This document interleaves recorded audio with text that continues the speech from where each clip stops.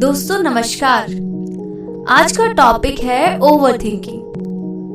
बेफिजूल की चीजें सोचने की आदत उम्र से पहले ले लेगी जान। ऐसे कंट्रोल करें। ओवरथिंकिंग बहुत बुरी होती है। जरूरत से ज्यादा सोचने से व्यक्ति तनाव में आ जाता है। इस समस्या से निपटने के लिए कुछ तरीकों पर काम किया जाए तो ज्यादा सोचने से खुद को रोक सकते हैं। हर व्यक्ति सोचने के लिए स्वतंत्र है। हालांकि यह हर व्यक्ति पर निर्भर करता है कि वह किस बात को कितना ज्यादा महत्व देता है और उसके बारे में कितना सोचता रहना चाहता है। कुछ लोग होते हैं जो छोटी छोटी बातों को अपने जीवन में महत्व नहीं देते, भले ही वह किसी रिश्ते से जुड़ी हो या फिर उनके काम से। उनके हिसाब से मामूली बातों को वहीं खत्म कर देने में ही भलाई है, जबकि ज्यादातर लोग किसी की कही बातों या अन्य किसी बेवजह की बातों को दिल से लगा बैठते हैं और बार बार कई दिनों तक इसके बारे में ही सोचते ही रहते हैं। जरूरत से ज्यादा सोचने की आदत तनाव दे सकती है। अगर आप भी वास्तव में उन लोगों में से हैं जिन्हें हर छोटी बात को बहुत ज्यादा सोचने की आदत है, तो हम यहाँ आपको कुछ ऐसे तरीके बता रहे हैं जिनसे आप खुद को ज्यादा सोचने से रोक सकेंगे। पहली बात, खुद से सवाल करें कि ज्यादा सोचना सही है।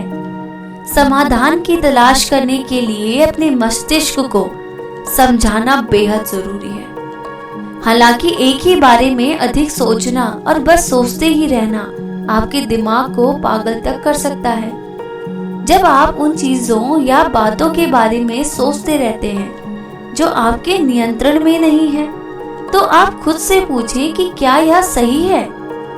यदि आप इसके बारे में कुछ कर सकते हैं तो आपका सोचना सही है।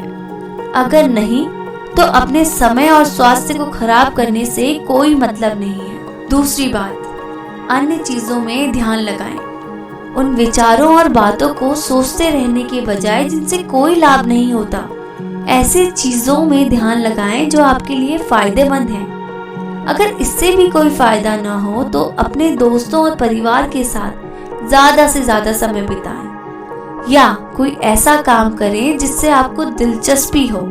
यह निश्चित रूप से आपका ध्यान भटका देगा और आप उन फिजूल की बातों को बार बार सोचने से बच जाएंगे। तीसरी बात, गहरी सांस लें या ध्यान करें। कुछ स्थितियों में आपको केवल गहरी सांस लेने या ध्यान करने से ही बहुत फायदा होता है। अधिक सोचने और मन को परेशान करने के बजाय गहरी सांस लें। इससे आपका मन शांत होगा और शरीर को भी आराम मिलेगा। यकीन मानिए, इसके बाद आप खुद अपनी समस्याओं को दूर करने के लिए तैयार हो जाएंगे। चौथी बात, बड़ी तस्वीर देखिए।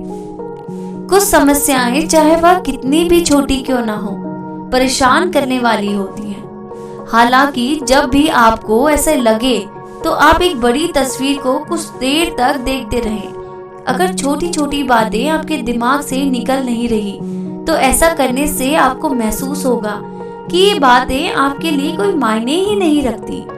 ध्यान रखें, ज्यादा सोचने से काम करने की आपकी क्षमता खत्म हो जाएगी। पांचवी बात, प्रॉब्लम सॉल्विंग एबिलिटी को बढ़ाएं। किसी मौजूदा समस्या के बारे में सोचना तब तक सही नहीं है जब तक कि आपके पास इस समस्या का समाधान ना हो। इसलिए अपने खाली समय में समस्या का समाधान तलाशने की क्षमता विकसित करें।